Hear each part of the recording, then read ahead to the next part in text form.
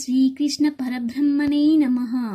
శ్రీమద్భగవద్గీత ప్రథమ అధ్యాయం 3వ శ్లోకం. పాచైతం పాండుపుత్రాణం ఆచార్య మహతీం చ మూం వ్యూఢం ద్రుపదపుత్రేణ తవ శిష్యేన ధీమతా. పాచైతం పాండుపుత్రాణం ఆచార్య మహతీం చ మూం వ్యూఢం ద్రుపదపుత్రేణ తవ శిష్యేన ధీమతా. తాత్పర్యం: ఓ ఆచార్య, మీ బుద్ధి కుశలుడైన శిష్యుడగు ద్రుపదపుత్రునిచే నేర్పుగా ఏర్పాటు చేయబడిన పాండుపుత్రుల యొక్క గొప్ప సేనను గాంచుము. అర్జునుడికి భార్య అయిన ద్రౌపదికి తండ్రి అయిన ద్రుపద మహారాజు మరియు ద్రోణాచార్యుడు వారు విద్యను అభ్యసించే సమయంలో మంచి మిత్రులు. ద్రోణాచార్యుడు ఒక కష్ట సమయంలో సహాయం కోసం తన మిత్రుని వద్దకు వెళ్తాడు.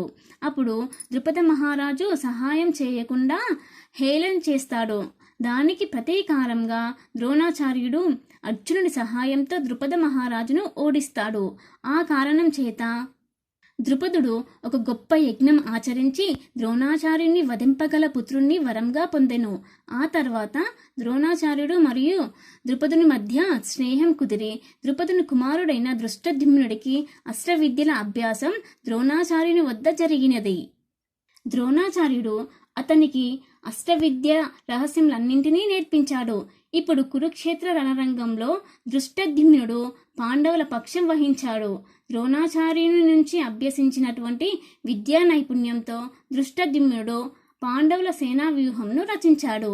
అందుకని ద్రోణాచార్యుడు ఏమాత్రం రాజీ పడకూడదని తన స్నేహితుడి కుమారుడి పైన కానీ తన ప్రియ శిష్యుడైనటువంటి అర్జునుడి పైన కానీ ఏ విధమైన ఉదారతను ప్రదర్శించరాదని దుర్యోధనుడు తెలియజేశాడు.